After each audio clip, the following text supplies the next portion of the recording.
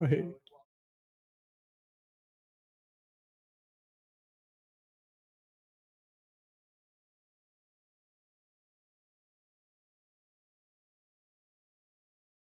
Nice to meet you, Naj. It's good to be casting with you today, and we should have a banger matchup. So both of these teams fighting in the lower part of the bracket.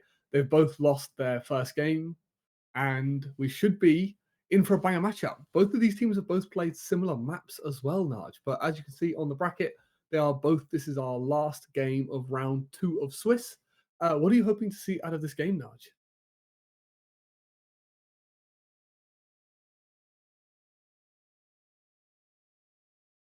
Well, these are two relatively known teams in ESA. They are teams that have been around before, ones that we've seen, especially in the last season. So, expecting at least some sort of synergy that we don't really see from the sort of newer teams coming in, or maybe even the teams that are a little bit stapled but have had some major roster adjustments. So I'm expecting a lot from these teams. Obviously, that neither of them want to lose. They're going to end up in relegation if they go down that far. But um, the winner is obviously going to be 1-1, and they are going to want to move forward through this tournament. So it's going to be a fight of attrition here, I think, between these two. Sounds good. I was say let's take a look at what our production are going to predict for this game. We'll see who the favorite is coming into this, as we can take a look at what our production says, and it looks like we're going to see QuQ coming up ahead in the social predictions. Almost Jesus. wow, it's heavily favored towards QuQ, which makes a lot of sense considering they went to third map in their first game, whereas Zach lost in dramatic fashion in their first game. So Zach lost 7-0 on Labs, then they lost 7-3 on Cafe, whereas QuQ at least managed to win 7-4 on Cafe, and then losing 7-3, 8-7 on Labs. So the QuQ esports have had a much closer best of three coming into this series, where unfortunately for Zach, they kind of got cooked. So hopefully Zach can make their comeback in this series. Yeah, exactly the case. I think with a lot of this situation, it's one of those where it has only been one game of this round, so I think there's still a lot to see from these teams. But yeah, very well pointed out. We could very well see the sort of QQ run over the side of Zach. So I'm a little worried for them, but I'm sure there's something they're bringing to the table, and I'm sure they've got some plans for the maps that are coming up. I hope so too. I really hope that we get a banging matchup for people today. And these are going to be the bans. So Nighthaven as well, which both of these teams have already played, already being banned out first by Zach, which is very, very interesting. So they could To have be seen the expected. 8-7, coming in their last series, and maybe a bit of a target ban coming in, which is really cool to see. So it makes a lot of sense that if you're not a massive labs team, you get rid of it early. We are going to be seeing Cafe, which is really, really cool.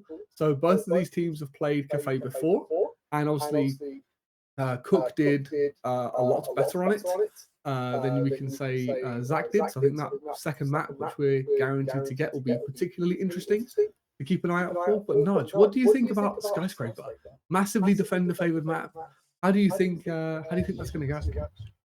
I'm gonna be completely honest. The skyscraper pick I think is very much like not not just a panic pick, but I think it's probably something to do with if we're gonna win, we need to be able to secure it, and we need to be able to secure it dominantly. We need to be able to secure it from the very beginning in order to be able to sort of either a brush aside the mental that they have themselves, to help them drive further forward in this matchup. But also, there's the high potential that realistically they want to shake the enemy team. They want to shake the side of QQ, and they want to stress them out. They want to make them scared, make them struggle with simple decisions. And I think that's where Skyscraper really thrives as a map. One of those maps that's very technically available to a lot of these strategists and is very good for the defensive side, but with the right theory, can be amazing for attackers. The other thing I was going to say is exactly that, right? So it's going to be Zach's map pick, which means QuQ are going to be able to choose the side. I've got a very good feeling that QuQ are going to be choosing the defense first, which is going to mean that like Zach needs to get off to a strong start. If they can get 1, 2, 3 rounds on Skyscraper on their attack, they're going to get a massive lead in that momentum early, which will be, I think, exactly what they need going into Cafe. So if they can get that momentum going into Cafe, it will be huge for them. And I think Clubhouse is a staple of Siege at this point. I think everybody loves seeing a Clubhouse game. So if we do go all the way to map 3, we should have I think, a pretty great selection of maps here. I think Sky is a real test of how effective you can be on the attack, whereas Cafe and Clubhouse may be a little bit more standard when it comes to the map selection. So I'm really, really excited to see how this goes. I'm very curious if we're going to get a close series or a 2-3 or a 2-3 mapper. We'll have to wait and see, I think, Jack. Yeah, definitely the case. I think it's very well going to be a demonstration of how well the German engineering holds up to what they're cooking in the kitchen. So realistically, we just gonna have to wait and see. But as I say that, here we go, heading in to Skyscraper. What do you think about these bans? About the bans? We haven't got yet. Or am I bans behind? That are the bans of the maps going to be coming in. I mean, Skyscraper animation. So you're asking my opinion of what we might see. I see. Yes. I feel like we're going to see a shield ban. I think leaving the Monty, the Blackbeard, some of these very annoying shield operators, which can solve a lot of problems for the attack very early, will be one of the key things we'll see. But I think that's a given. I think across all of Siege at the moment, whether it's PC or console, we're seeing so many shield bans. We're very surprised if we see something different other than the shield bans, Jack. Yeah, definitely so.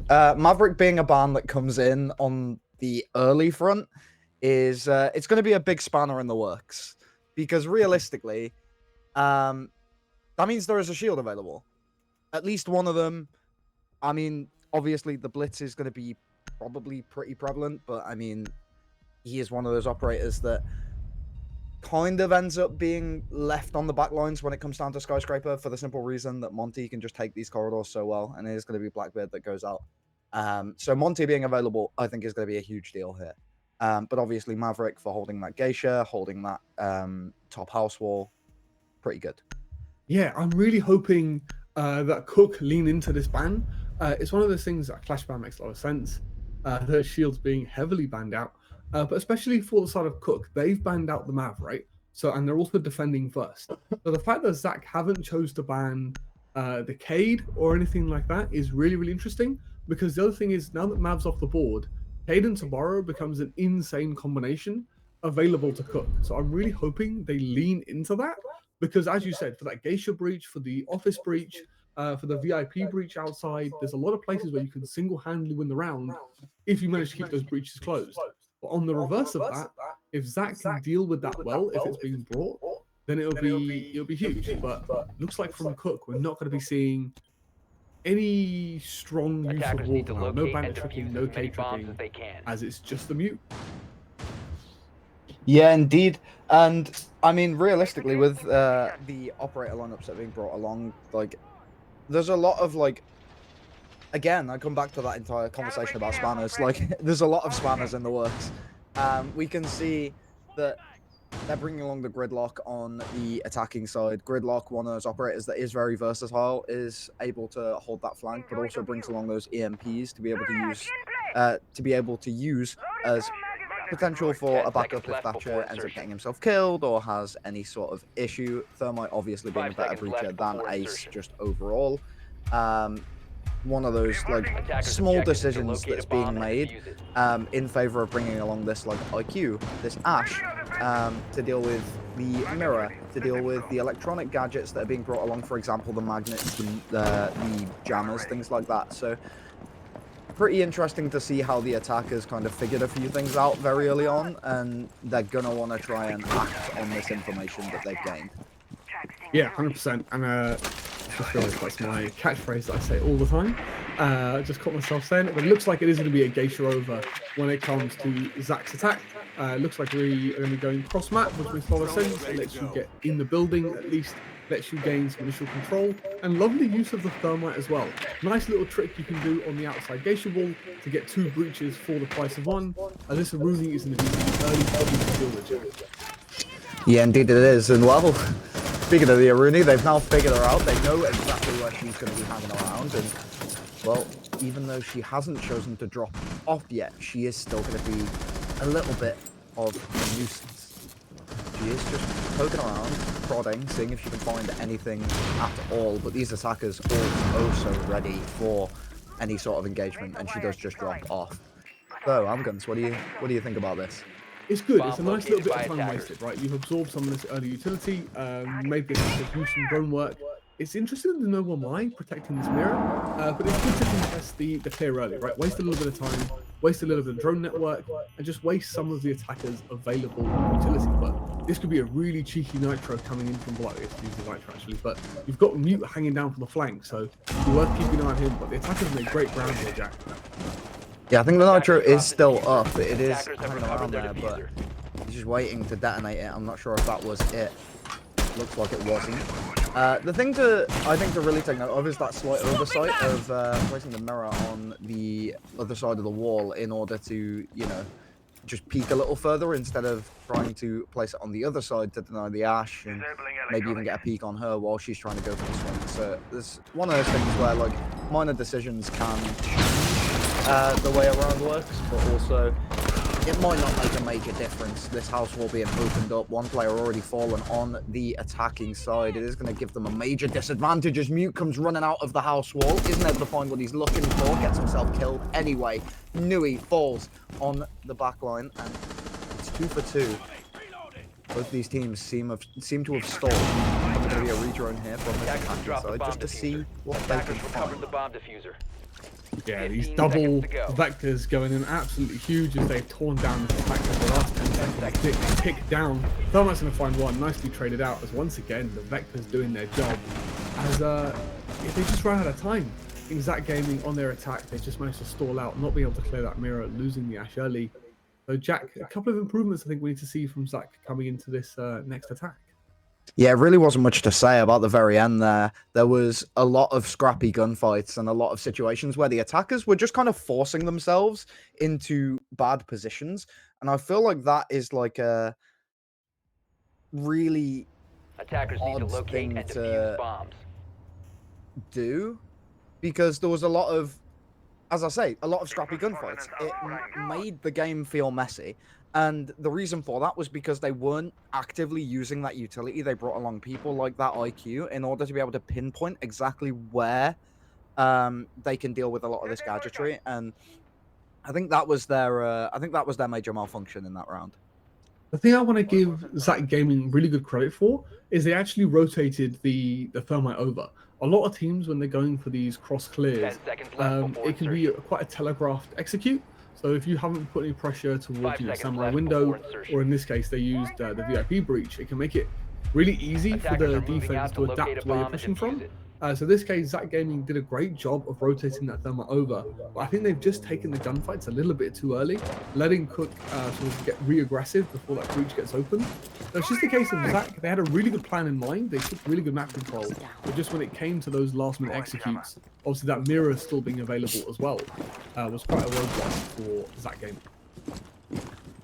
Indeed it was, and well, speaking of roadblocks, these Mute jammers just going to be stopping them from getting that drone work in on the inside of the building. They have got the breach open on the outside just to get this clear started, as they are starting from this exhibition side. They know there's some reinforcements, some utility positioned over this way. And well, speaking of utility, there goes one of their drones to the Mozzie test as they start getting their way inside of the little kitchenette area. They're just poking around towards the bar just to see if they can find anything. Mozzie is going to be on the other side. Deals a bit of damage to Ash, but takes some in return. One more going to fall on his side. Not quite confirmed as one is for Ash. They're trying to get this Legion back up. Not quite able to. As Thatcher secures another one for himself. They're not going to be able to secure that mirror as well. Amguns. A bit of a scrappy contention here.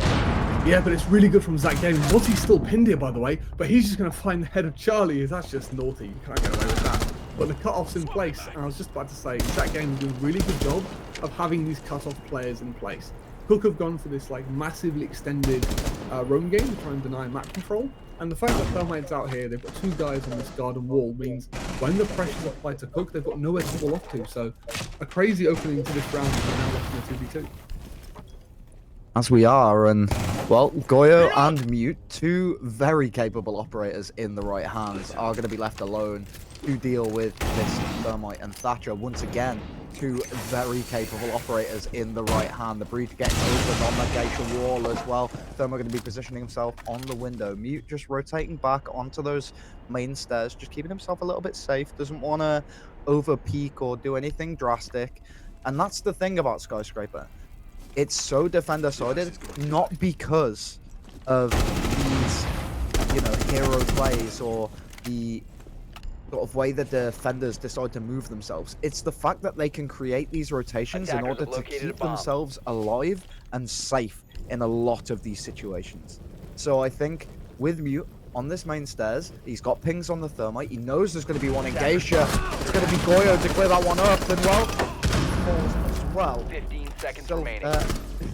Slivowick. Yeah. 10 seconds to go. I'm like struggling with names. Going to be positioning on the door, trying to get himself in. Gets caught by the Goyo canister, and as he's low on HP, burns to his death, as you can see in the kill cam. Yeah, what a round. As I think the dust was pretty much settled in the early parts of that round. It was due to the fact that, again, it's this extended roam game. Ash got deleted very early, but Zach Gaming did a great job of putting these roamers in a box and finding those entries. But once the dust settled, QuQ did have the HP advantage in the 2v2, and again, it's just that time wasn't on the side of Zach Gaming. Once they got those initial trades, it just left down to Thatcher on 1 HP. Obviously, he was low HP from those earlier kerfuffles and earlier engagements. So those Goyo canisters coming in clutch. The other thing I want to point out, Jack, is the lineups coming in from QuQ. I really like, especially for that last defense we just saw, how much emphasis there is on time denial. You've obviously got the Mozzie and the Mute to cause a lot of early denial for drones on the extension. But then you've got the Fenrir, the Goyo, a lot of operators that can provide a lot of time waste once the defense get to the site. So to give QuQ some credit, I really like the lineups they're bringing, because it can stall the attack out so much, and that's what that game you've been struggling with. Attackers are heading out to defuse 100%, and I think this is probably where the mistake was made on the side of Zach Gaming. They banned out the Clash because obviously it's quite clear they don't want to deal with the shield. I mean, we saw how effective the shield can be in one of the previous rounds of this very tournament. So it's one of those situations where obviously it's a good idea to take it out, but also you've left that as armor available. You've left that mirror available. Sometimes even you've left the mute available. And it's like there's so many sort of counter arguments to a lot of these plays, being those operators, that you just kind of get caught, Amguns, and I really don't know if there's much else to say. Yeah, but what I really like from Zach Gaming is they've adapted just a little bit and brought the Blitz along. This is going to let them roam clear so much of this map for free. Look, you can see Blitz already making his way in, but Ash is going to fall elsewhere. But this is really good control taken from Zach in the early parts of the round, Jack. Indeed it is. They've managed to get this Geisha control. They're trying to get themselves stapled a little bit further in order to be able to contest onto the side that is below them. And this player just hanging around on the main stairs is going to be the bane of their existence. Does Thermite know that Lucian is also going to be positioned inside of Geisha? No, he doesn't, but he gets taken out by the C4 prior. Looks like Gridlock also going to be down. Charlie just trying to crawl away for his life here as Slivo manages to find one for himself. Schnitzy going to be the one to fall inside of that Geisha area. Now a 3v3. Health still favouring that defender side. Yeah, in this 3v3, they've managed to do a really good job of taking this top floor. But the question is, have they got enough left in the tank to be able to hit the site itself? No vertical is going to be a problem, as that vertical is so good at dislodging the defenders, but QuQ just finding these players one by one, Jack. Indeed, and well, with another injury being presented to them on this Geisha area, and Charlie also falling, that's going to mean that they have this advantageous situation, and they have the operators to deal with it. They have the castle, he has the ACOG.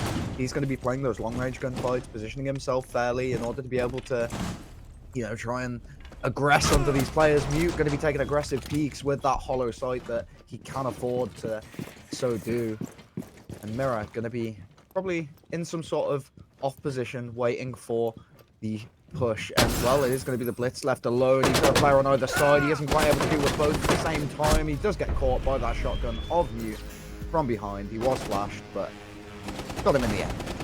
Yeah, it's a nice little crossfire from the side of QuQ to get themselves a full rotation on Skyscraper. We spoke about it earlier that we were hoping Zach Gaming they would get off to a strong start. We needed them to, especially on a map like Skyscraper, get some attacks on the board early to get themselves some confidence.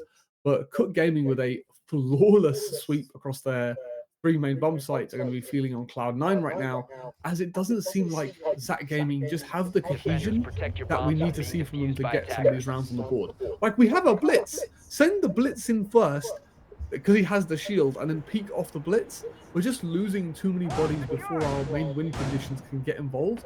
So we just need Zach Gaming just to do. They just not quite got the timings quite right on the way they're executing on this top floor. Because they did a great job of like taking all of the office side up to where the defense was, but then just failed to collapse onto that top floor in like the correct way. And that's what's causing them. It's these little misplays that, because like Zach's gaming ideas are really, really good in principle, but they're just lacking that finesse when it comes to executing their plan. Yeah, and I can agree. Like, there's a lot of like sort of missing areas that need to be really addressed. When it comes down to the side of Zach Gaming, it's a very glaring issue, especially when you consider the fact that as a whole, they have a lot of these positions and also like plays fleshed out, ready to be sort of unfolded, but then there's no real action on it. They're just putting themselves in these questionable positions, not really able to play off of anything and just getting themselves pinched. At the moment, though, there has been a lot of control taken early, and potentially we could be seeing a lot come out of that. A lot that we haven't even seen yet. Yeah, this Haruni issue was playing it before. There should be an expected place, as Zach Gaming would have seen this before. So we should see this as getting picked up. QuQ's made a little bit of adaptation and given her some help, as Goyo's going to take this initial in gunfight against Yak and have to back off as that Goyo tester gets popped. So once again, just a nice little bit of time waste coming in from Zach Gaming. Well, indeed it is. We have got Mankai just waiting for the aggression from the enemy team to come through that sort of meeting drum area, this terrace area, if you want to call it. And, well, they've got the Twitch to deal with the mirrors. They're not quite able to get themselves in, but they do deal with one of them at least. Almost get the shot onto the second one, but, well, with no Twitch drones remaining, potentially one on the field, but no Twitch drones in pocket, that is going to mean that potentially they are unable to actually secure the second one. That is going to give them an opening, however, onto the side that they have secured, and as the Thatcher charges, or Thatcher EMP grenades, sorry, are going to be moving over sometime soon, hopefully. This house is going to be opened. We need to clear this mirror first. We've got both Ash charges still in pocket to be able to clear these mirrors, so we need to get that Ash over here to clear these mirrors, but Flex keep coming in soon here, Jack. Indeed it is, and a beautiful little punch hole there from the Rudy, position a bit lower down. Ironside exactly, some people like it, some don't reach their own. They are just going to be waiting just to see if this Gridlock decides to try and make an aggressive play, and if she does, a lot of aggression. The Rudy now downstairs gets her head taken off, and that's going to be Charlie with the advantage. Loading you next! Super shorty trying to clear out. We're in a gunfight now, ends up falling from that side. 15 seconds left. 7-0 for 10 seconds remaining. On the site though, like Matthew's managed to get himself in that exhibition area. The Mute's still alive, gets taken down by Klezri as he jumps over that barrier and just clears his head clean off his shoulders. Yeah, that was a really good round from Zach Gaming. The one thing I want to give them really good credit for is they didn't panic. We've hit like the last 20 seconds, and look at this from Gridlock. Calm as you like, takes down the Aruni that's lurking below, then resumes trying to get the wall, like no problem, there's 20 seconds left. And then Zach Gaming this time around have waited for that wall to get open. Need to locate and defuse players as many pushing bombs from as they Garden can. as well as from Dragon have realized they've got enough time for that wall to get open and to push together. And it's that cohesion that we wanted to see from them that's got them their first attacking round. So really well played from Zach Gaming to not panic, to not kind of crumble under the pressure of the time. And they've done a much better job of clearing the utility that QuQ were bringing to be able to actually hit the site itself and be able to collapse onto the remaining defenders. And they've done it perfectly, Jack.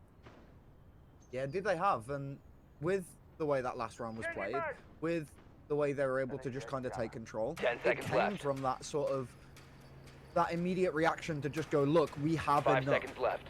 We have the space we need.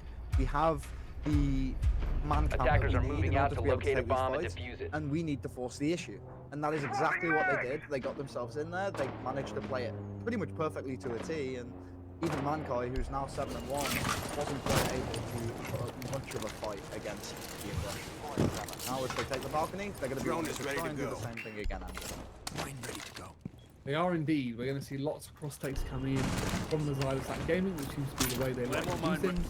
And also, Zach Gaming being almost identical lineup now that they've seen the setup coming from both teams. I think these Twitch runs will be the key thing as well. Like, we can get so much value out of them by taking out some of the spoilers early, and taking out some of these Fenriers, providing they stay alive long enough to get value out of them. They are, and well, speaking of staying alive long enough, that Twitch story is going to be taken out by the Goyo of Mankai, as he just kind of drives it back in, gets their head taken off, is going to be Gridlock, and soon to follow is Klezery. Those Twitch drones now completely redundant, as the only players remaining are going to be this Ash, Thermite, and Thatcher.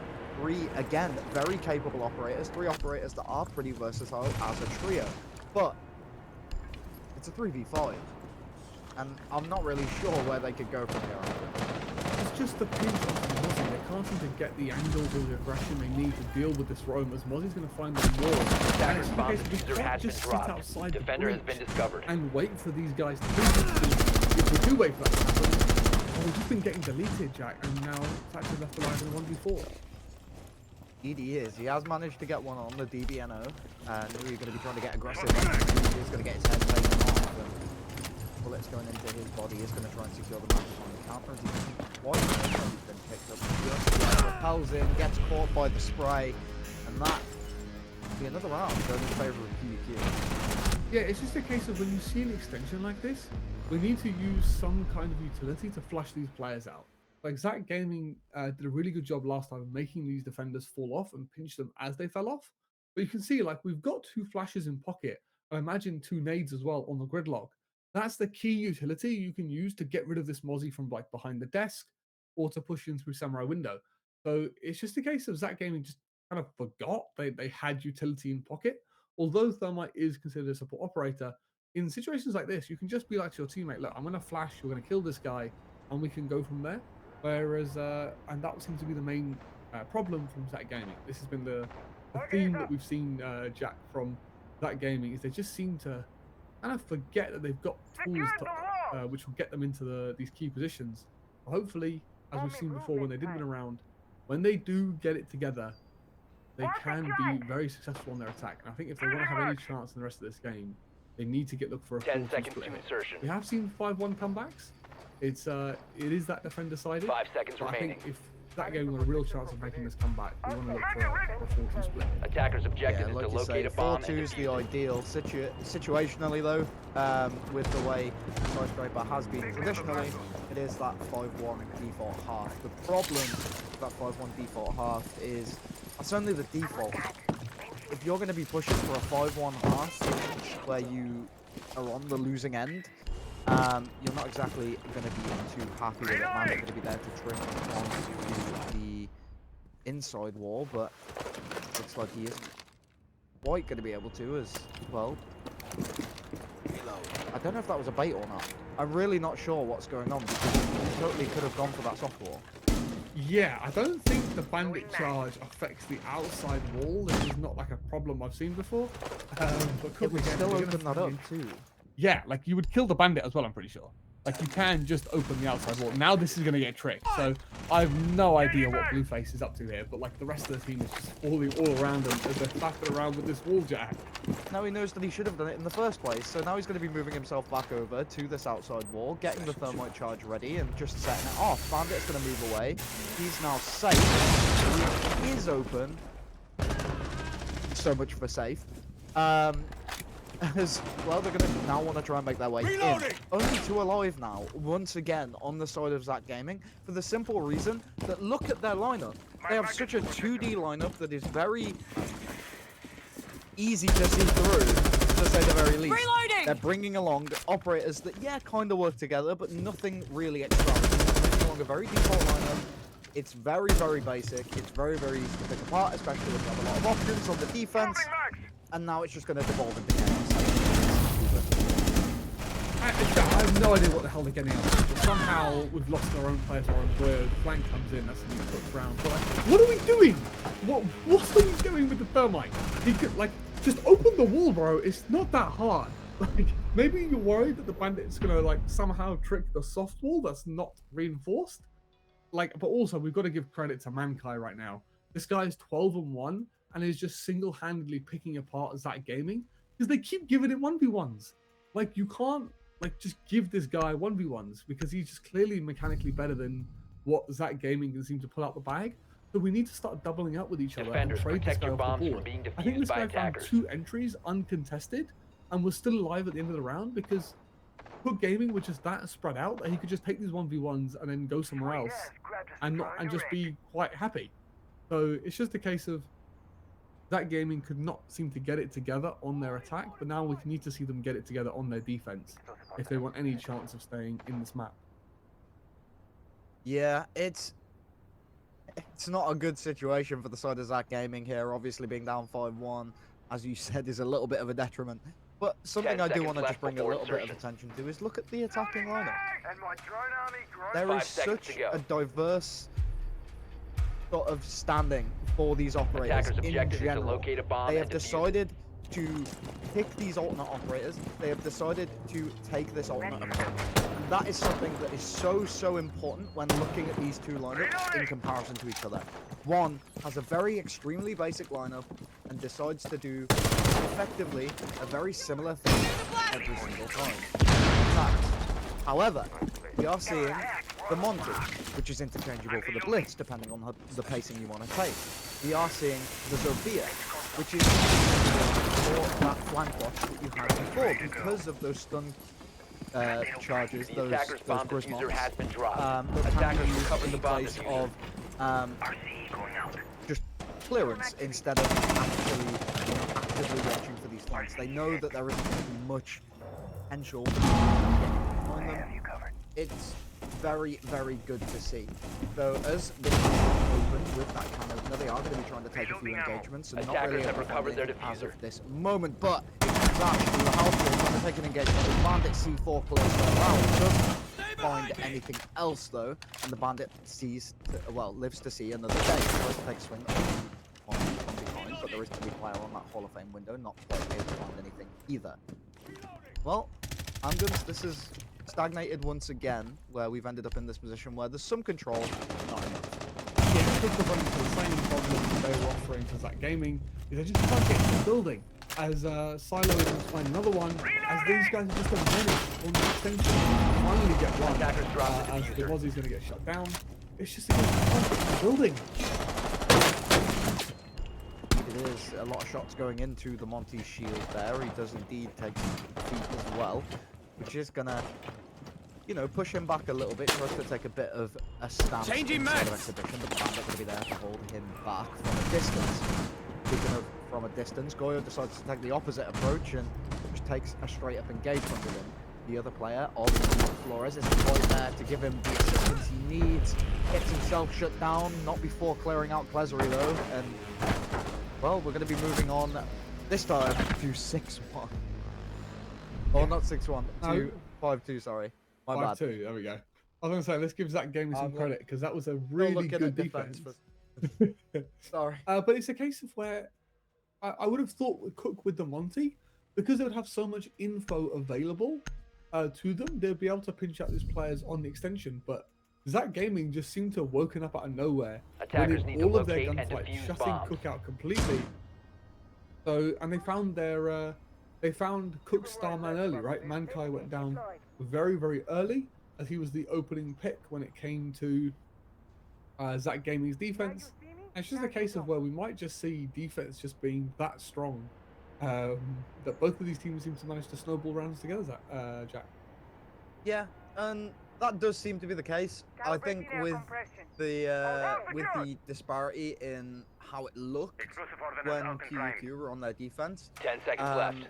it's very much one of those situations where now we're being proven that, like, 5 seconds these teams to go. are bringing, yes, lineups that are similar to an extent, Attackers must but locate also and defuse a bomb. being able to go different styles of play, being able to play in ever so slightly different ways. And I think that is what's majorly important for these two rosters right now. We know that on the defense, they are going to be playing to some effect pretty much the same way. There is a lot of drone work going on towards this Goyo, but also they're going to have a lot of these differences. You've got this time a Wamai over towards the supply area instead of that mute with the C4. You've got Reload! things like that going on in the background, like this Goyo and carrier, that are going to spell disaster for this attacking side if they're left unchecked. It looks like the pinch is coming out onto Goyo here. It seems to be stuck into karaoke. So much info, as they should find this Wamai as well, and they do indeed. A lovely opening pick coming over to the side of Cook, as this is much better from them. They've got themselves in the building, they've got themselves a round on top of it, Jack. This is a much better start from the side of Cook.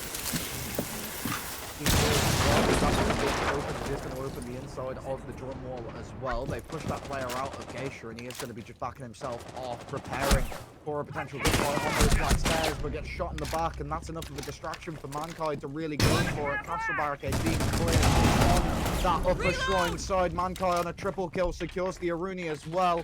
A bit of aggression coming out of this castle, manages to punish both of these players. Charlie, with a beautiful engagement, finding both of them on the shrine area. Charlie might have just saved the round here, by the way, as Mankai was on a tear, getting 3 unchecked openings for his team. But with a minute to go now, they've got 2 mirror windows to deal with. And looking at the side of QuQ, I think they've got the ability they need to be able to deal with this with these mirrors. It's very interesting that Charlie just not playing the mirror, by the way. He's going to make the smart decision and head back to it. But with a minute to go back, I'm not sure how QuQ can manage to solve this problem with these mirrors. Yeah, the real problem here for the side of QQ is the fact that the utility they brought was leading the charge. The utility they brought for these mirrors was leading. It's gone now. They've now got to secure a win somehow without dealing with these mirrors, or by dealing with these mirrors in a bit more of a roundabout way. So open the house wall. Charlie going to be able to find another one. That's a triple kill for him as well. This round he's almost able to find the gridlock, and he dances over his head with the very minor recoil that comes from that UMP-45, and Changing left alone in this 1v2. Thatcher approaching on 10 seconds remaining. Thatcher, sorry, Flores approaching on the top house side. Gridlock made over. 5 seconds remaining. She's caught behind the table, trying to find Schnitzy. One left, isn't able to get the peak in time, but does waste enough time to win the round. The defense, Zach Gaming come up again, this time 5-3. Right, Charlie being the absolute hero of the round, finding an insane triple, equaling Mankai's triple in the round as well. A superstar from both teams emerging here, as soon as this Ash got shut down, there was no counters to the mirror, but Zach Gaming, QuQ did find adaptation. They managed to go open up the VIP wall, but Charlie's just better as he deleted the thermite as well. And that was the key point, right? It's kicked down outside of VIP. The remaining 2 attackers don't have time to go and get the kit, so they have to hunt this kill. And unfortunately for them, Mira has navigated the 1v2 so well by taking out the Flores and hiding from the last to secure the round for Zach Gaming. And this looks like we might have a comeback on our hands here, Jack. Very well could be the case. We're at 5-3 right now. Zach Gaming have managed to secure themselves 2 rounds in a row, and well, the Mankai he's still on 10 just as seconds much of a left. tear as he was. So that's definitely a player to look at as realistically seconds left. if he's given enough openings in this sort of setup, in this Attackers' push, objective is to locate a bomb and he defuse could it. very well just dismantle this entire round single-handedly. He's had a lot of work done in this matchup. He knows there's going to be a player potentially jumping out of this shrine window, and he knows that, well, if he does, I'm going to be there to deal with it. He is going to be backing off and fighting against it, so Mankind now just going to be holding a bit of a redundant angle for the time being. But that does lead to him being able to set a lot of this push up. Yeah, the main thing is Book is shredding! we had 3 entries in the last round. So we've got to be able to convert these, essentially what was a 4v2, I believe. So Cook, with the advantage they've got, they just need to have that little bit of composure, because the entry work is so good and they've just thrown it away, unfortunately. So, but like with the lineup that we've got here, we've got Swapping so back. much verticality to be able to hit Kitchen as well, which is what Zach Gaming were lacking. So I'm really looking forward to see how this verticality helps them hit this site, if they manage to take top floor, Jack. Yeah, and that's a big if by the looks of things, as they have got a lot of players hanging around upstairs, and they are ready for these aggressive plays. Klesery, impact in hand, ready to come flying through that castle barricade into the shrine as well. He wants to, but it's going to be Manguy to come in and secure him instead. Gets secured himself by Slivo, as well a player on the opposite side of the castle barricade is going to be trying to break an entry. This. But you've got to say, Zach Gaming figured it out. They figured out if they just trade A bomb Mankai, has that's been the located. only entry really that we're seeing from the side of Cook, and he's been traded out now. It's a case of Zach Gaming doubled up on this Black Traders, waiting for the entry. Charlie finds one more, giving the man advantage to the defense. So really good work. Got eyes on him. They are, and well, D4 goes out, is able to DBNO the Habana, doesn't quite secure anything, and I'm not sure if he even knows. He has crawled out into terrace and should be rotating over towards to get that rotate, or to get that res, and if we have a couple more players wanting to get aggressive on a few of these staircases, we have one for both. We do also have one on the main. We do, on the opposite side, have a lot of presence upstairs for the attack, as much as there is still a man disadvantage. Yeah, and this is where we can use all this vital control, hopefully.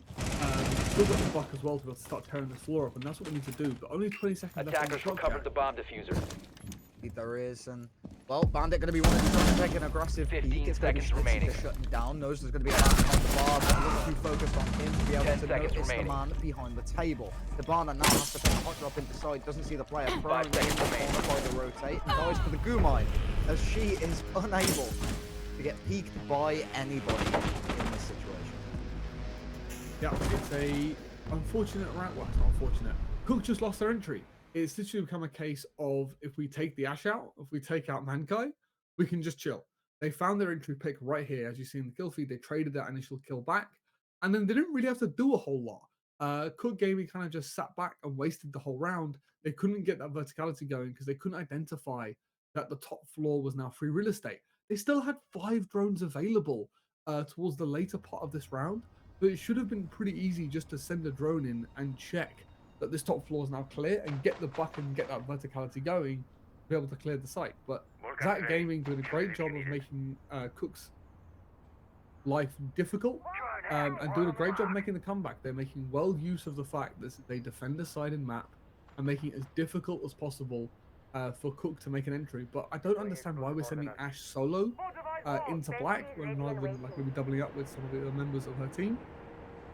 As we've 10 seen, seconds if they left. drone in that, if they drone Mankai in and they give Mankai those nice 5 isolated seconds left. 1v1s, how well it can work out for them. So it's just not Attackers ideal. are moving out to Mankai's locate a gone bomb little and bit defuse rogue, it. Gone for the 1v1, got traded, and then that's just been the end of the attack, really. Yeah, I think from a very...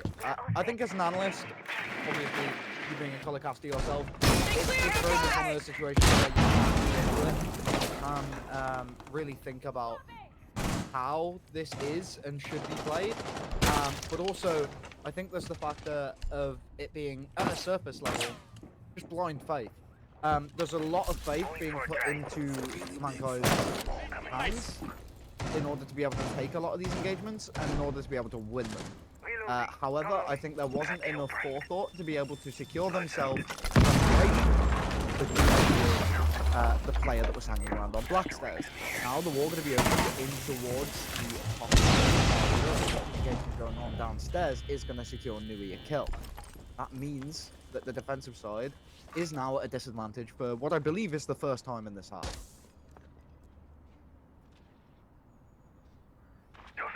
There's a little bit of information comes out from these rosters. They are just chilling, taking their time, waiting, but Lamankai decides to take it.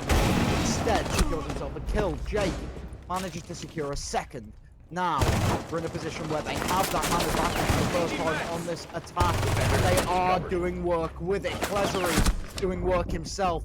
Manages to get one for the road, but is it going to be enough? This Dockstim does keep him in the game a little longer and is going to procure him full health, get him into a much better position for these gunfights. But not a lot involved here.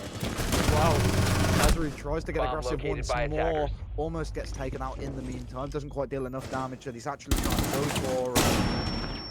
With this position being so dire for the defense, Jake just comes in, secures two for himself through the head hold on that breach. And well, that's gonna put QuQ on that match point. That is something that they have been hunting for from the very beginning, and that staple that Zach were trying to make, that statement, it's no more. If it's gonna be this close, what are you really fighting for?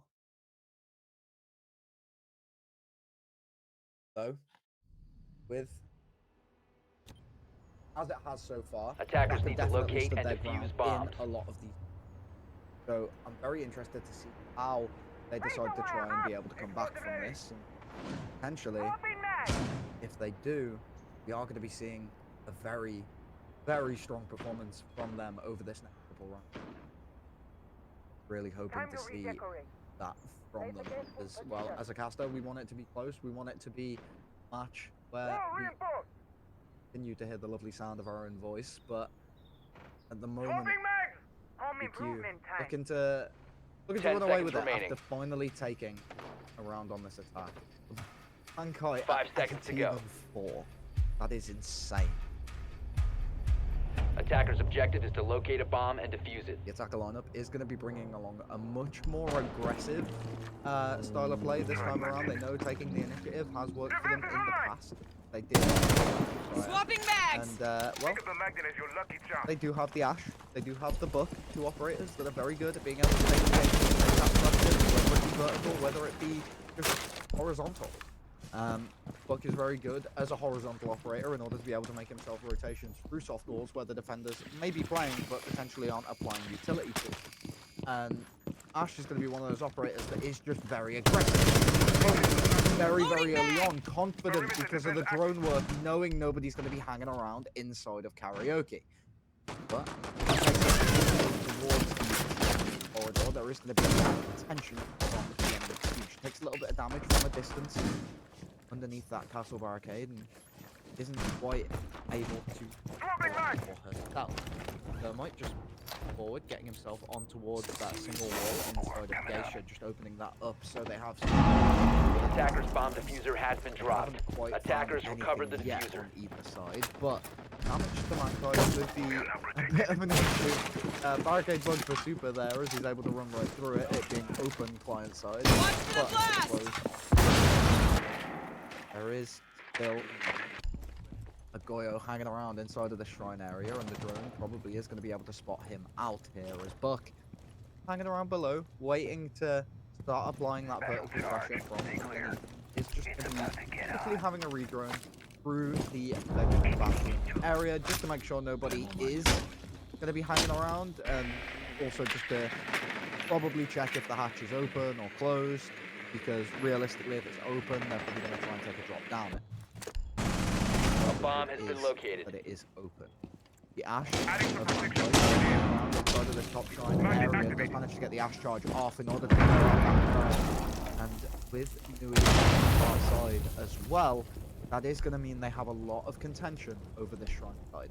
And as they get quick into that sort of redrone, they're going to reset and get themselves ready to start taking further forward. Silver going to be losing his life as Jake manages to secure that kill from further away. Super finds another, but going to be wanting to make his way up the stairs as Schnitzy is just ready, trying to take these engagements, seeing what he can find, but Charlie's found his teammate.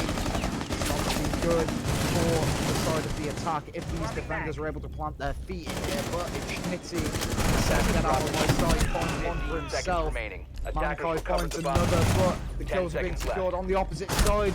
Mankai's managed to just sneak his way all the way through. The plant was going down from the thermite, and he's just secured the round, and that is going to be a 7-4 victory on Skyscraper.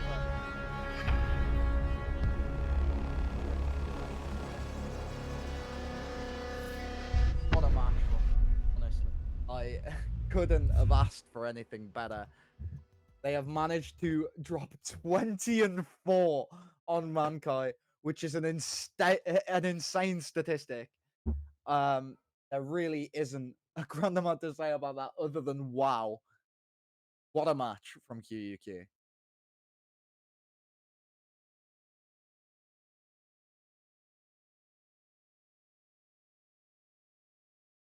Here we are again, back on the cams. There is some technical issues just going on right now for my co-caster, but they are being quickly worked upon. I test if you're back.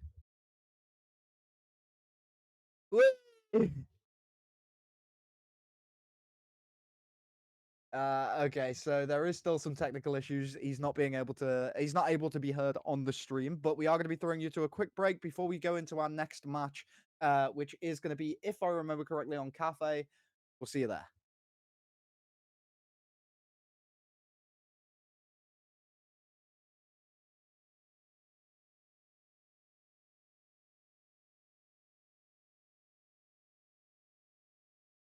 Welcome back to map number 2 of ESA Season 10 Swiss Round 2. 1-1 for both of these teams in the bracket so far. We are going to be moving into the second map. First map won by QuQ. I'm still joined by Amguns. What do you think the bands are going to look like on Cafe? Okay, hopefully now I'm back and everyone can hear me. Sorry about the difficulties, but Cafe is very interesting. I think we're going to see a lot of the shield bans. I think a Monty ban will be quite interesting, as we saw QuQ using Monty to a great effect. We might see a little target ban coming in from Zach Gaming for their attacking ban. We might see the Monty ban, but it is going to be Blackbeard coming out first, which is no surprise. This guy's been terrorizing lobbies everywhere at the moment, so it makes sense why he has been banned off the board. Who are you looking to see banned out, Naj? Azami. Azami's a huge one, especially on this map. Like, for the second attacker ban, obviously it's going to be something entry-oriented. It's one of those operators that you want to try and clear off the board. The Kebi going to be quickly dealt with. Pretty much exactly as I said, like that sort of like A, info denial, and B, just the ability to be able to roam clear with a button. Like, very, very useful. So, the Kebi being taken off the board is a big deal. On the defense, I'm imagining like I think the Clash will probably stay, if not the Valk. But it looks like it's going to be the Mirror. I think it has to be the Azami for the last one. What do you think? Valkyrie is a very common ban as well on this map for the vertical play of C4s and the amount of info she can give. So I think Valkyrie, Azami, Fenrir possibly is a very good ban as well on this map. But I think Azami is the strongest, right? On that top floor in Piano. She is unreal at defending that. But then again, with the recent DMR nerf, there is more counters available to her. Very much the case, but I think like the integral part of her kit is just the gadget. Like, I don't think the nerf to, you know, slug shotguns is going to be like a huge uptake in the way Azami's played. But it depends on if she's even played in the first place, as we do see in the first operator lineup for this third floor bar, which is inherently quite a weak site. They're not bringing Defenders, protect your bombs from being defused by attackers. They're not bringing it indeed for this top floor. So it's very interesting to see how that's going to work out. But I do like the lineup. I think the Frost will be really interesting. Everyone loves a good Pog map. Bomb We'll located have to by see attackers. how that works out, see if the defense can get any cheeky kills with the Pog maps. But again, if we might see the mute playing in shop, that can be a big roadblock for a lot of teams to get into the map itself. Because if you can make Red Hatch difficult to drop, then that's a pretty good way to start the defense. But again, I like the use of the Fenrir. He's really good right now, so we'll have to see how it works out. But I like the Brava pick from Zach Gaming as well. They've got counters to these various bits of utility 5 that seconds left before QuQ are bringing, which is really good to see. Yeah, indeed to be the case. They are bringing along things like the Grim and stuff, like these informational operators. Alongside that Brava are going to be two integral operators for dealing with a lot of these Fenrir gadgets. They're going to be integral for, you know, marking out these enemy positions and trying to, you know, secure a bit of an even ground in this matchup, as they are just making their way to the roof, opening up these hatches with their shotguns. And Charlie looks like he wants to just take the initiative relatively immediately. Already dropped that red hatch. He is already in the Crouching through sight. He crouched into a frost mat. Sorry, Yeah. I don't know what to say. Yeah, crazy behavior. Just made his way in. He's getting aggro, but the Pogmat coming in clutch, as that's a really nice opening kill going for the side of Ash. But there's still a guy on Pixel that needs to be cleared, Jack. I mean, indeed there is, and with the aggression coming out from the attackers, there is going to be a bit of counter coming in from this defense. Frost made her way all the way through into that bar area, almost approaching the Shaiko pause, as she does just report back into the chiller, get back behind that shield and see if she can just remain to fight another day. And speaking of fighting another day, it is going to be Ace just to try and contest onto the mute that is hanging around over here, but as neither deals any damage to the other, there is going to be a bit of a stagnation between them. Yeah, this is good. I was going to say, it was good control, and they're making good use of it as they find an entry as well. Brava's going to get traded as they haven't moved the Frost, and with the SMG-11, Gridlock's going to fall as well, leaving a 1v2 for the Ace Jack. Yeah, indeed. That default cam being left up as well is like a really big blunder from that attacking side. So I think the aggression was warranted. I think them trying to get their Ash in very, very early was a pretty good choice. The problem they really ran into was the fact that they just weren't prepared, and they didn't quite have the info available to them to be able to, you know, sort of counteract a lot of the utility that was sort of hovering around. Things like the Attackers need to locate and frostbite in the defuse middle of the bombs. skylight, things like the aggression coming in from the freezer area, and things like the shield inside of the freezer area that could watch on towards that ticket position. Yeah, but a great round from QuQ to manage to win out the 3v3. And it's just those little aggressive plays Attackers have that discovered seem to be the name location of the a game bomb. for both of these teams, turning up in positions where your teammate, your enemies are not expecting you to be. We saw it in the last game when the castles dropped the 3k. We've seen it just now with the Frost pushing up in a bar, sitting on that trash position.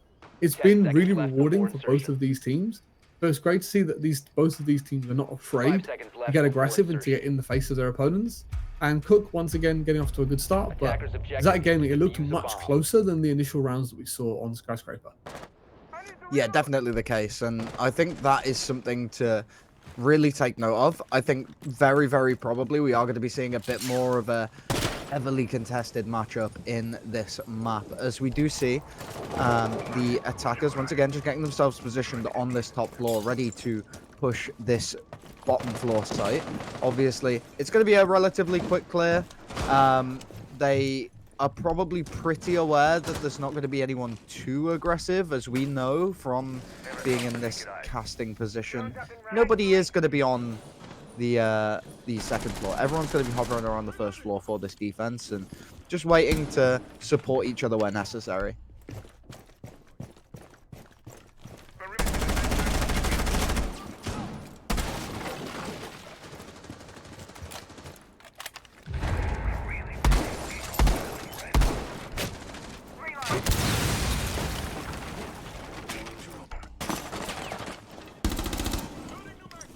Yeah, indeed. And, well, with the ram going down, that means there isn't going to be a lot of pressure coming from that vertical area. The C4 very good from Super as well. There's another one in his pocket. Finds one with that SMG. The Warden still hovering around inside of this Christmas area, trying to take a war on two fronts, as he's not going to concede his life just yet. Instead, just keeping himself safe inside of that position. Two players very aggressive on this upper corridor. Just tried to take a bit of an engagement onto the gridlock. Wasn't able to find it at first, but the Cade's there to secure it. Nui comes out of that with a kill in pocket. And now we have what is likely to be a placebo timeout for these remaining players.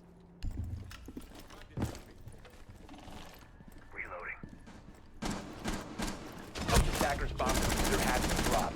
Yeah, very unfortunate. The control that they had is now gone. They are just trying to piece some things together with this final player, see if they can secure any kills. They do find the Warden, which is going to be good for them, but it is going to be Klazari left to ace clutch if he does want to come out of this round with a win. Super gets a stim alongside the rest of his team, as now everybody on that defensive side is at full health, but that doesn't count for anything if a bullet goes into your head. Doc going to be the first one to get aggressive, doesn't quite take a bullet to the face, but still ends up falling. Takes one to the face in the end as he does get injured. A triple kill for Klazari as he manages to find another. Cade going to be on the other side of this door, and he knows about it as he tries to take that swing. Quad kill for Klazari. It's looking ever-presently more possible, but he doesn't check the brown stairs. Such a close clutch from him, but instead it's going to be the mutant to secure a clutch on his statistics and move on with QuQ in a swift 2-0. It is a swift 2-0 indeed. As it was looking so good, and it was looking so good for the side of Zach Gaming, as they had that middle floor control so early, but also using the ram to the nitro is not ideal. You can't use that vertical control. You didn't get any vertical control, you've got nothing to make vert anymore. So QuQ Esports doing a great job in believing in their strat, believing in their bottom floor extension, as it's worked out beautifully for them. Bomb located. Yeah, by definitely. attackers. Believing in that bottom floor extension was definitely a big deal. But I think something to really touch on there is the fact that there was absolutely no composure in the side of QuQ. They managed to get down to that 1v5 in the end, and it could have been a flawless round, but instead they wanted to try and take these sort of aggressive, silly engagements, and that led to them losing so many players. And realistically, if Super wasn't in even a slightly better position than what he was in now on that brown stairs, that could have been a very well lost round. Indeed, but it seems like it's worked out. But we just need to see a bit more cohesion again from the side. We might be having a little bit of a problem. Very possibly. So bear with us while we get the game back underway for you guys. While we're just figuring things out for you.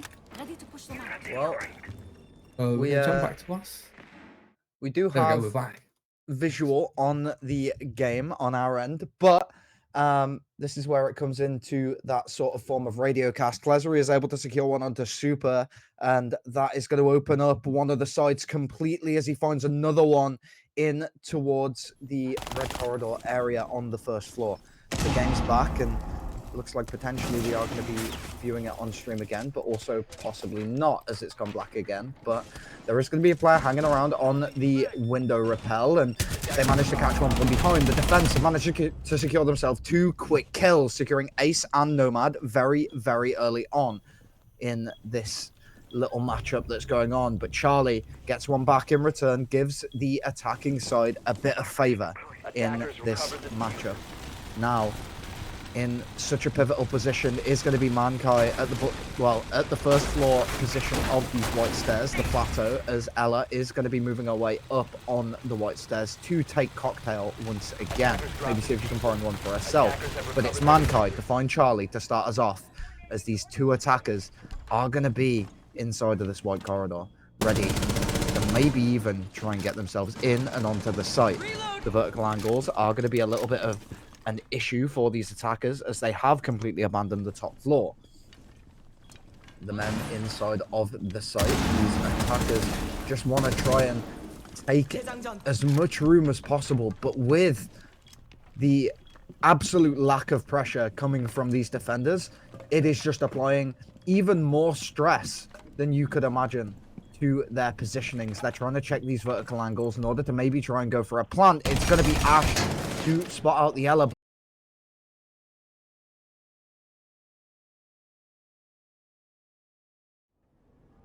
Guess who's back? Back again. It is Naj. Adam Guns. We're here for round number 4 of Zach Gaming versus QuQ. Well, what an eventful time we've had. We are back, finally. I think we've got everything settled, so we should be able to just enjoy the siege now. So let's get this game underway. So Zach Gaming looking to tie up the score, Naj. Back to the top floor we go. This was a very standoffy round last time we came here. It was very much of a, after the initial shuffle, after the initial entries back and forth, we had a stalemate between Shot and Cocktail. So I'm hoping Zach Gaming this time around can figure out how to break that deadlock. Yeah, definitely so. It was Blueface last round that was able to, you know, secure the round when he managed to get that plant down just in time before the enemy combatant came flying around the corner to try and take off his head. And instead, it was him that came out with the win. So, pretty interesting to see how scrappy it had to be in order for the side of Zach Gaming to really make a name for themselves in this matchup. Indeed it was. As it looks like we might be going for another cheeky hatch drop.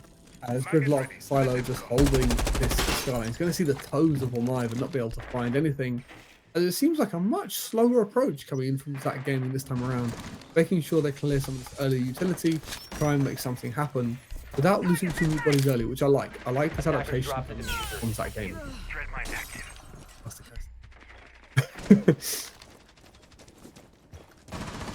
Indeed it is. They have got a little bit of contention from the skylight in transition or in trade for the life lost on the piano windows, and it is going to be Twitch transitioning to that point anyway. They can't quite find, I think they may have found it in the end. Oh no, they didn't. They couldn't quite find the Fenrir FNAT that was stopping them from being able to see inside of the cigar area. Thinks there's going to be a man on Pixel, but instead he's rotated out and is now prone in the corridor of White. So they're just holding their nerve here, playing patient, getting themselves ready to potentially try and unfold a true chaotic presence inside of the site. They're just holding this freezer play from the skylight as Ash really wants to get aggressive here. As that time keeps ticking down. Oh, but look at the lineup. They've got Echo and Fenrir when this push comes in. That's going to be a great entry from Ash Naj as this execute's about to pop off, I think. Indeed it is, and well, with that first one found, that means there is going to be a big opening for them to start walking forward. The Echo, DBNO, does get revived, but the Doc is going to be holding on to his refrag. That's going to be one secured from the pallets area on that freezer door in order to really shape things up for this defense. QuQ found another Jake there to secure the kill with the shotgun, and with not enough foresight from the Gridlock, it's going to be Forsyth to finish off the round. It is indeed, and it's just that the slower paced gameplay coming in from Zach Gaming just didn't really pay off. I was giving them credit for taking it slower, making sure they were doing things properly, but they've still lost the opening engagement to the side of QuQ. It's very unfortunate that they just lost the ace early, they couldn't get freezer open, and that's just meant they've had to funnel in through one by one through that shop doorway. And it's just a case of it's like shooting fish in a barrel. If you don't get anything open, you don't throw anything at the defense. It's just a case of 50-50 gunfights, which QuQ seems to be very comfortable in taking. And that's what's giving them the success they've had. So we need to see Zach Gaming just use some more utility, throw something at them, bring a Ying maybe, right? Just get something to help you take these engagements. Because clearly just walking at your opponents is not the way to go currently. Yeah, I fully agree. Being able to really just kind of confuse the opponent, if not confuse them, just take them by surprise. And I think taking them by surprise is what they're going to be trying to go for here with the blitz on side. Probably more so for the clear than an actual sort of rush play, considering the rest of their lineup. But I think either way, if they do decide to play a player pretty far off site, it could very well get a little dismantled and get a little messy very early for the side of QuQ if this blitz is able to, you know, pin someone. I'll have to wait and see if that happens. But looking at the lineup, I love how we've got a wooden board. Again, we've seen a Goyo almost every single round coming in from the side of QuQ, because you can just waste so much time with it, right? 25 seconds per canister. So even if you stack a couple of them, that's nearly 50 seconds of the round that you can stall with his gadget, right? You can completely shut out the offense.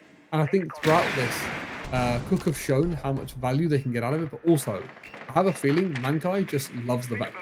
It's always been him on the Goyo as well, which is really, really interesting. So it also could be leaning into a comfort pick from the side of Mankai. Yeah, 100%. And it's not something we're completely unfamiliar with on this side. C4 goes out, almost manages to deal quite a bit of damage to Jackal, but isn't going to quite deal as much as they may have wanted. In comes another one that deals with the blitz alongside that impact, and that's going to be a huge opening for this defense. They have lost their Warden, but the operator that the Warden was there for is also now gone. Utility on the floor for these defenders, and that shield now completely in the bin. A bit of an aggressive peek from the Wamai over the brown bar, just to see if he can try and secure the kill onto the hard breach that is hovering around on the opposite side. Isn't quite able to find it, but Goyo going to be there to try and get it next onto the Jackal. Is a bit of a stagnation. Going to reset, try and get this redrone on the way, and with the information being brought out from those Jackal pings, it is going to give them a little bit of insight to the way this round should go, but a bullet goes into the back of a teammate as the attackers have now put themselves in an even worse position, and it's going to be Charlie and Slivo to pick up the pieces as the Goyo canister goes off, secures a teammate, but does deny the area that they were intending to do so. Unfortunate, but necessary. The Goyo on the far side is going to be ready to try and take this engagement, but they are kind of aware of the Wamai that is going to be positioned by the double door. He is now standing up, ready to take the engagement with the player that swings out, but the player doesn't choose to swing out. Instead, comes out near the very end. Charlie falls, but so does he, and with it being a 2v1 situation, effectively it could still be winnable for the side of Zach, but it's going to be Mankai to secure that kill, as we just saw, and finish off the round. Silvo is your greatest enemy at the moment, as you just cannot seem to get it right when you want to say it. Keep saying Silvo, but it's Slivo.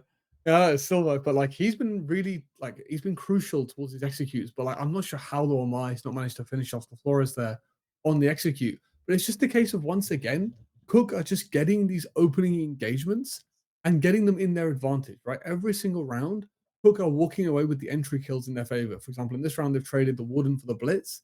The problem is for Zach Gaming, the Blitz is their win condition. Like, if you look at the lineup that Zach Gaming are bringing, they're heavily reliant on the Blitz being successful and getting something done.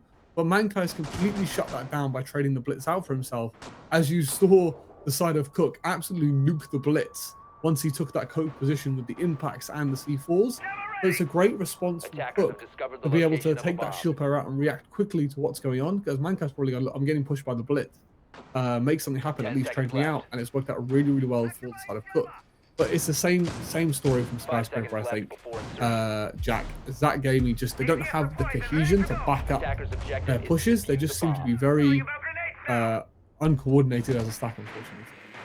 Yeah, not really able to secure any of these positions that they're trying to sort of gather for themselves. And as we unfold into this rollout, we are going to be seeing Ash just get herself into this sort of wedding corner just to see if she can maybe get some approach through the brown bar side. They do have a red ping on a player that was lingering in the earlier portion of the round, but in the later portion of the prep phase. Now, as we make an approach through the brown bar area, we are going to be just getting some drones on the top floor as well. Really, what they're looking for here is they just want to try and spot out any of these roamers, see if they can get a pinch on the go. The Ash is mainly there to lurk, and as she hasn't managed to find that kill, she has failed her job. She's now moving on, trying to find someone else. Does indeed find it. Klezri finds the first, isn't able to find the second. The Frost left on very low HP alongside a Warden teammate. And now as things get a bit chaotic in this later portion of the round. C4 gets shot out of the air. Beautiful shot from Klezery. Or not Klezery. Klezery's long dead. From Charlie. I was looking at the R4C, sorry. But it's looking so chaotic, but so good for this defense as they are managing to secure these kills, even with their low health. One player spotted, but not secured. I don't think the Thermite even really knows what just happened, but is going to be taking the swing nonetheless. The reaction time isn't there for Super. He gets taken out.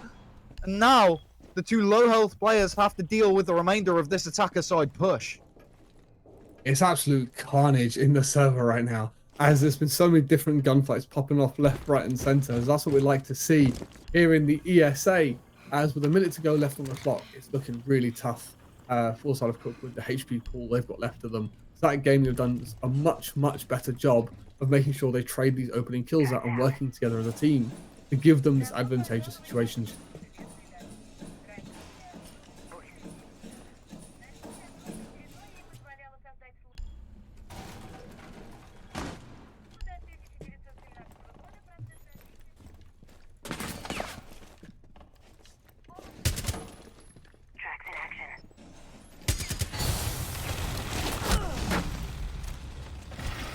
Cover's got on the plant.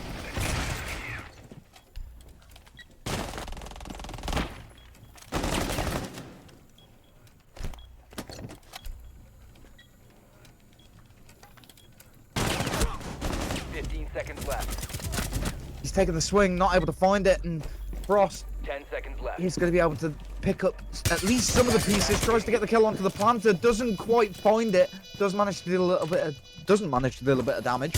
Instead, has to rotate all the way back around and try and take the engagement in a bit of an unfair trade. Attackers need to protect it. Diffuser's down, low health on the Frost, doesn't quite know the exact positioning of the Thermite, but knows the general area as she's just doing clearance and checks. The gunfire is going to leak a little bit as to where he is standing, and just these pre-fires are really good as they take the swing. Slivo manages to predict the prone just from the sight of the foot from around the corner, and that is going to be another round going the way of Zach before this half. The only thing is, though, is it's so messy from Zach. They've worked a 3v2 so well, and you know one is like really far from sight. He's all the way over in train. You just have to hold the vert on the Warden, and you win the round. Like, you just win the round completely outright, but they've managed to get it over the line to give themselves a 4-2 split, which is not bad for a map like FA. I think that game you've been pretty happy with a 4-2 split going into their defense, as it's, you know, to win the primary bomb sites, which is generally top floor and then kitchen, you'll be right back in the running, right, with a 4-4 scoreline, getting you right back into the game. So this is a case of where I think that game you're in a pretty good position here, but we've seen how ruthless QuQ can be on their attack, right? Especially Mankai, if he starts warming up, or if QuQ can really get their entries working together to pinch some of these top 4 players out, it could be really dangerous. But I like the extension coming in on the freezer. You've got freezer, I'm going to call them knee holes, I think is appropriate, Jack, to give you these long angles to deny the attack from taking space into piano. We'll have to see if that shield in the freezer works out for the defense. Yeah, looking for that adequate visibility from the shield is going to be, well, it's going to mean that those holes have to be a little bit higher. I like these front-facing claymores. They're a bit harder to predict and also a lot harder to clear when you're jumping out of a window, because you can only look so far down, and when you're that high up, you can't quite look down far enough. But as we do see the Brava just positioned on this top floor, she's opened the hatches with her secondary shotgun and is now going to be sending in these drones. These drones are going to be trying to hack any utility that she can find in order to secure a little bit of an advantage for her team. Swings past the Goyo, doesn't quite lose the drone in the meantime, but does have a bit of a messy situation around where she was positioned. The Zofia just waiting for any sort of aggressive play or a teammate to, you know, take some of that initiative, and it is going to be the Ash of Mankai gets himself into piano and starts trying to position himself over towards Cigar and Vince. Yep, it is going to be a Cigar over once again on this top floor, as QuQ just taking their time to make sure this is all clear. It's very interesting we've got no shot play. Normally, this castle strat that you see being brought out from Zach Gaming corresponds really, really well with a mute shotgun or somebody with a shotgun playing really aggressive in shot. That's going to be a lovely shot coming in from the Jaeger. Take the head off Mankind. What a player to take out as well to get the opening pick for Zach Gaming. Oh, sorry. Yeah, from Zach Gaming. Yeah, the Twitch drone going in, just dealing with the little ADSs that are positioned to defend the Goyo inside of Freezer. And speaking of defending the Goyo inside of Freezer, bullets do just as well as he manages to take the head off of Jake Forsyth. Jake, on that ace, is a pretty important operator for this attack, but has already played his role. Super there to get the refrag, and now we're in a position where the defenders aren't quite as favorable as they first were, but still at the advantage, still in the driving seat, waiting patiently for any sort of opening to present itself to them. Castle just misses out on the opportunity to take out some of that drone network that is going to be just running rampant inside of this site. They have a lot of information as to where these players are and what they're holding, but Zofia just going to be a little worried about that balcony side, doesn't want to take any major risks, is going to be just making sure nobody is trying to do so, but the Jaeger falling inside of Freezer means the smoke is now vulnerable inside of the bathroom. A quad kill for Super as he managed to get a triple inside the Freezer, but now it's a 1v1. Was it all for naught as the plant is trying to be put down by the Zofia? She's aware, she knows exactly where this Frost is. Nui secures the kill, and that is going to be a round for the side of QuQ on their very first attack. Yeah, Super has single-handedly won the round for his team there. He's done a great job of getting aggressive, getting a quad for himself, by the way, as he's just walked into Freezer, found the heads of 3, giving him a quad in the round, and he's taken that round by the scruff of the neck, giving his team the advantage, which is really, really good to see. But it's a case of, especially from the side of Zach Gaming, that you just need to hold crossfires with each other. Like, you're covering the guy in Freezer from stacks, and that way that Capital never makes his way into Freezer. So you've got to say it's got to be a misplay coming in from Zach Gaming to allow Cooper to take these 1v1 engagements. The smoking bathroom, just no clue that his teammate has just been wiped out right next to him and has been read into perfectly by Super. But you could give credit to Zach Gaming. They got the initial kills in their favor. You're a 5v3, you just don't need to peek. Like, it's just a case of them being caught out with their pants around their ankles, where Zach Gaming just had to hold each other and win the round out. But Cooper's the man of the hour as he wins that round out for QuQ. Attackers are moving to defuse. Really shows the difference between, you know, having that space and having that ability to be able to pause and be ready to, you know, take on the remaining 3 players, and also, you know, just giving them too much. And realistically, with the side of QuQ, as we've seen over and over again, you give them an inch, they take a mile, and the way they're playing right now, we can see that that is full well the case. Opening up these hatches once again is going to be that Brava, just positioning herself over towards the red hatch, just seeing if she can get a regular drone down, see what's going on, see if any players are close, and if they're not, in comes this clutch drone. Obviously, not that one, but it is going to be coming in soon. We've got this card again without anybody in shot, which is really interesting as it's been cleared immediately. But, like, I don't really see the point of this utility, as it's not protecting or slowing down the attack a whole lot. This nice little cheeky Jaeger device is going to make sure this will be opened up straight away. A little bit of pressure being applied to Charlie, which is good to see, and force Charlie back towards more default positions, you could say. Again, from QuQ Gaming, this is some good initial control. They're doing the checklist the way we like to see it, and Super's going to get the opening pick this time, or the attack, which is great to see. Yeah, indeed, and well, the Twitch drone goes in, pops the Goyo canister, and kind of forces Jake into a bit of a questionable position as he just takes some shots in towards the bathroom, see if he can secure a player that is hanging around in that direction. But as we see Jaeger and Jake just have a bit of a tussle inside of Cocktail, it is going to be a very scary situation.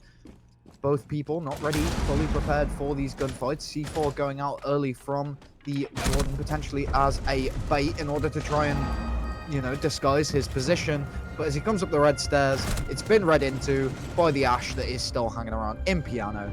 And that is going to be, once again, another round for QuQ. Now match point on The Cafe. great thing to see is it just looks like QuQ have just stomped over it through their gun skill, but it's not quite the case. QuQ have done really well this time around to get control of shop. The problem with Cafe, especially with this top floor from that last round, is the defense can engage you very early, right? When you're in and around shop, there's not a lot of space to work with. But QuQ, by taking up the ticket, by opening the bathroom wall, have allowed themselves to have more space to work with, and that way they can predict better where the defense is going to be. That's given them the confidence to go and take the engagements and pick apart Zach Gaming the way they did. And I think if I'm Zach Gaming, we need to see some kind of aggression to help give them more space on the map to work with. You saw the Warden got pushed off like really, really quickly. We just need to engage QuQ a lot earlier. We need to start throwing some snowballs at them. 10 seconds to Snowballs? insertion. Throwing some curveballs at them to make them be worried 5 early in the seconds round. remaining. Because it seems like right now QuQ are very, very comfortable on the attack. And they're just kind of getting on with their attack Attackers' without any objective real is to resistance defuse a from Zach bomb. Gaming. So we need to see Zach Gaming get aggressive, Jack. Yeah, definitely the case, because at the moment they're giving too much space, they're allowing too much room in a lot of these situations that is really just giving a really big advantage to this attacking side. They're able to secure more than what is being expected of them, and realistically, that's just allowing them to win out these rounds. They're allowed to take the inside of the piano area, and that means they're allowed to contest onto Freezer. And if they're allowed to contest onto Freezer and no one's going to be hanging around in the white corridor aggressively on the white corridor, then it's a problem. And speaking of problems, Charlie's trying to be one right now as he comes up the stairs, clears out Super, and that's going to be one of the star players for the opposing roster just dealt with immediately. Yeah, Super has been having a great game so far. Isn't he get taken off the board very, very quickly? But this could be a really cheeky play. Oh no, they know this player's here. So this should be a freebie as they try and pinch this player out, Jack. Reloading, cover me!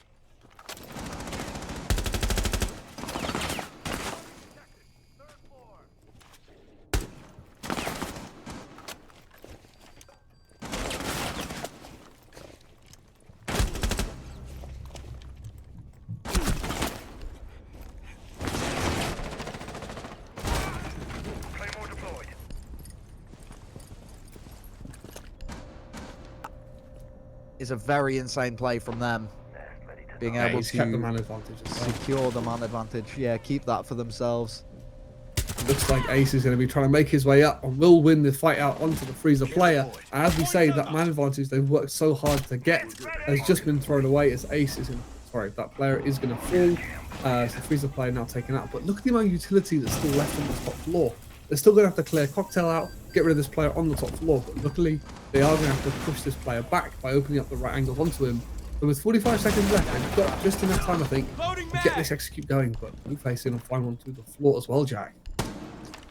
Well, that he does. And Blast area! with these castle barricades finally being cleared out, getting them opened up, giving themselves some position, some exposition to be able to get themselves in and onto site. It's going to be Charlie, the next to fall. One man standing in the default plan is going to stand in the way of this entire push as well.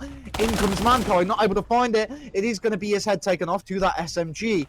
And as they try and take the swing around the corner, the shotgun's waiting for them. Schnitzy falls. That's going to be a round for Zach Gaming. Finally on the potential for this comeback. Yeah, good work from Warden with the shotgun in hand to make sure he secures another round for Zach Gaming. But it's QuQ still on match point. They've got lots of rounds to work with. But the main thing is, Jack, the longer this game goes on, the more Zach Gaming will start believing in themselves. You saw how the early aggression really paid off this time around. They got the opening pick early. They wasted enough time to be able to give their site anchors enough time to work with. As Vigil not having a great time on 300 ping, but he is back to normal ping standards, as we are going to kitchen for the first time actually on the half. So very interesting to see how Zach Gaming want to hold on to kitchen. I love the fact that we got a Vigil. We saw when QuQ were on the defense, they went for a full horizontal take, and Zach Gaming could take the vert very, very quickly. Whereas I'm really hoping the fact that we've got a Vigil on the board will help us waste some time on that third and second floor to give QuQ less time to tear the floor up. As if you look at the lineup, Jack, with the Monty and the Ram, it looks like we are going to be seeing a vertical take coming in from Cook. Indeed, looks to be 10 the seconds case. left They are before bringing insertion. along the Monty. They are bringing along the aggressive operators that they 5 have seconds to go. had in the past, like the Ash, like the Ram, that they've been playing quite Attackers sort are of heading out to assertively in defuse a the lot of bomb. these situations, in order to try and just secure like an opening avenue for then the opening pick to come in. So it's been going pretty decently for them so far on the side of QuQ. They've had a couple missteps in a couple of rounds, which has led them to this position of Zach potentially mounting a comeback. But with the positionings they're just setting up right now, they are going to be ever so much more prepared for the contention that they were kind of missing out on beforehand. They're looking to get this Monty set up inside of the bar area to see if he can potentially take any sort of engagement against these enemy players, just because if they're able to, you know, disgruntle somebody, dismount their position, they could put themselves out in the open for some sort of attacker to pick them off, gain some security for the round, and then try and snowball from there. So nice early work on the entry, but they've got 2 players to deal with on the roam. They should be able to catch this boy out. He's right there, bro. But he's somehow going to lose that out. And somehow the audio not giving away Goyo's position, as that's going to be a nice entry for that game. As again, they're getting rewarded for the early aggression, which is what we need to see from them. As Cook Gaming just seem to be a little bit stunned, don't seem to have the answers. As look at the lineup, there is no roam clearing operators for this vertical take. We've got no Jackal, no Dokubi. Oh, sorry, Doku's banned out, but no Deimos or Jackal to aid in this roam clear. Now they've got a player who's stuck top floor they have to deal with, and this is going to kill so much time. And remember, that late flank could be crucial as well in the later parts of this round, Jack. Indeed, it could be as well. The Monty already making his way through that cocktail area just to see if he can get anybody. Does manage to find one on pallets, gets him knocked down and quickly secured, as the Vigil still going to be hanging around on this top floor. He's just trying to get himself into a position to be able to take an engagement. Does he know that Ash is on the top of the stairs? No, he does not. He might have had the information, but he didn't have the preparation for the gunfight, as there is still a man in Christmas. There is still a man waiting just to see if anybody tries to take that cross, maybe take that engagement, maybe lose their life. But as the castle is going to be posturing himself around over towards that rotate, secures himself a kill, gets himself killed in the meantime, is going to, you know, not bring in the man count for them, but is going to give them a bit of a better position. But better position stripped away from them as they secure 2 kills, 2 R4Cs. Bosh, get out of my sight, get out of my lobby. That is going to be 7-3 to the side of QuQ. It's going to be really well played, as the Romans unfortunately just did not have enough in them. They did not waste enough time on the top floors to be able to stop the power of the attack, which is very unfortunate for the side of Zach Esports. They're going to be going down into their elimination game, unfortunately. So we're going to have to see who they come up against next, as they're going to be having to fight for their life in this tournament. As if they lose another round, that's going to be all she wrote for them. But it's a great performance from the side of Cook. They looked solid on their attack. They looked really, really good on their attacks. They looked really, really good on the defense as well. So really well played to Cook. So they're going to be progressing to 1-1 in this tournament. They need 2 more wins to make it to the playoffs. We'll have to keep an eye on them and see if they can make it. But anything you want to point out, Jack, from anything you've seen today between these 2 teams? I think realistically, the fact that, well, QuQ have managed to secure their victory, that means they are now in that 1-1 standing on this Swiss bracket. So with them only being 1 match away from potentially getting themselves to that sort of like peak game where they get the win, they move on. Like it's going to be so good for them if they are able to get themselves to that point. But on the opposite side of the coin, Zach, the more important thing to touch on for them is they are now 0-2. 1 more loss becomes game over, which doesn't sound very good.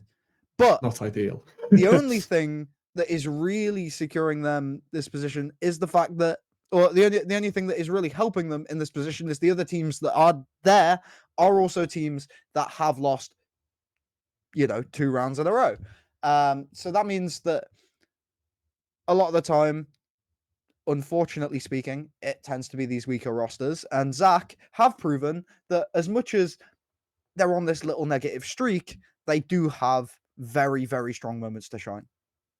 Yeah, and the main thing is we've seen how Zach Esports can respond. When they started to get aggressive, they did have good success.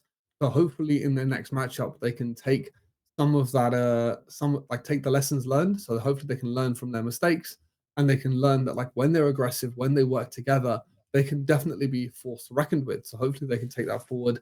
Also, they did lose 2-0 today, but this is where obviously if you've never played people better than you, you can never learn. So hopefully they can take this game, learn from it into their next elimination game, and we'll have to see how that goes next week, I believe, as all of the play days for next week are now settled, as that was the last game of round 2.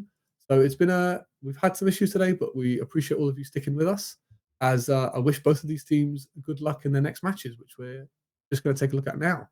So we're going to be back on March 24th. So 4 days from now, keep an eye out. We're going to have LDL Valor versus Ghost Army. It should be a banger matchup for our first round of 3 game.